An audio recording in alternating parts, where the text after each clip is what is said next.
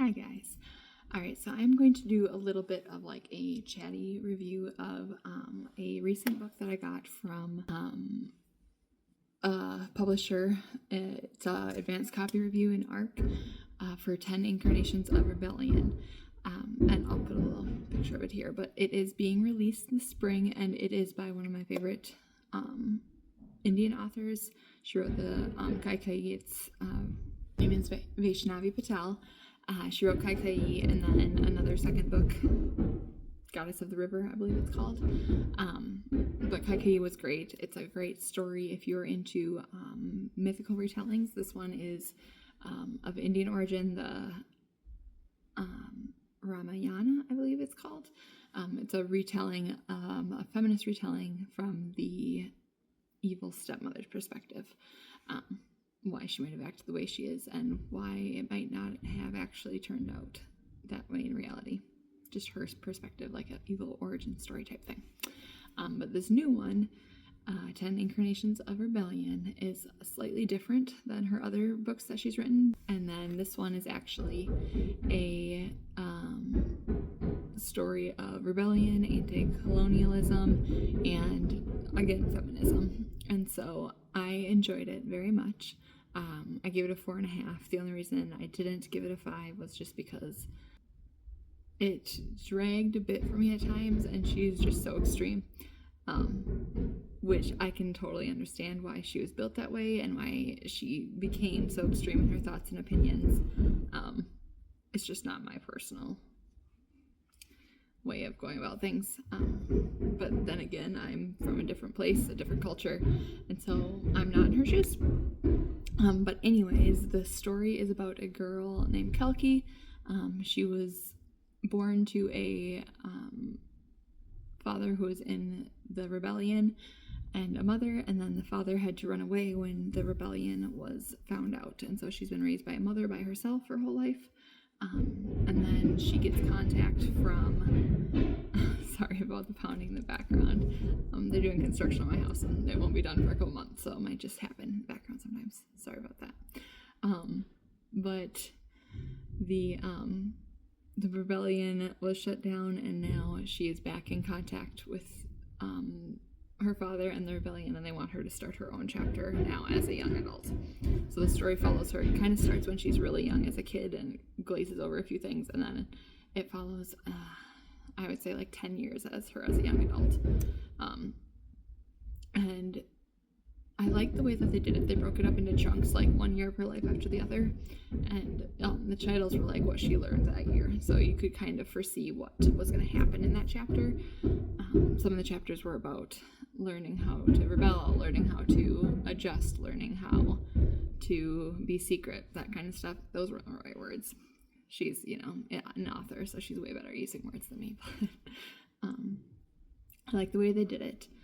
It dove way more into her friendships also. Her best friend, she has, so it is a LGBTQIA book as well. She, I believe, is, I would guess, asexual. It doesn't state it outright. But she loves her friend. She doesn't have a sexual relationship with her. But they are best friends. Her friend has a crush on her in the beginning, but they don't get together and whatever. But then they find another couple of boys that are gay, and so they decide to become like a little 4-pack because it is not accepted in Indian culture to be gay, and so they can kind of pair up and live a normal life together as a foursome.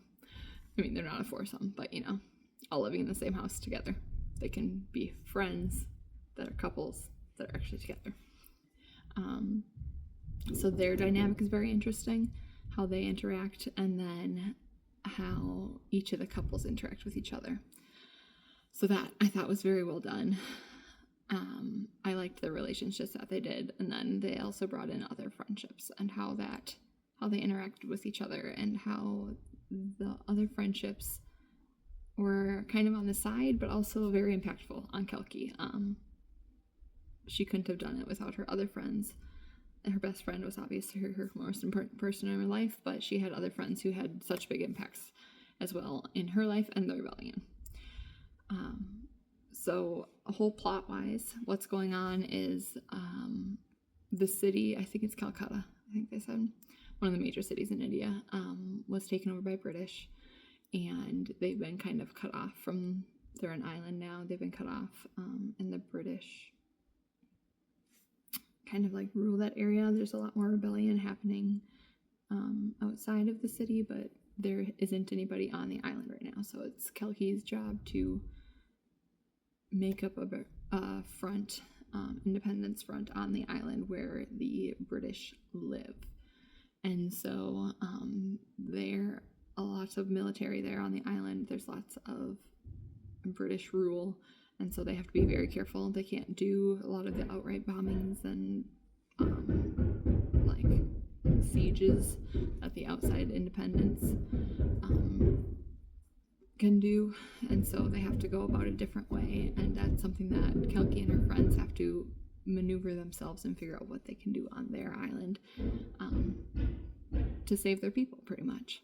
So one of the main topics is colonialism in this book, set in I think like 1940s to 60s or something like that, in an alternate reality where India had not gained its independence from Britain and they had kept it, and so it really speaks to what it might look like if they hadn't united and hadn't taken back their independence.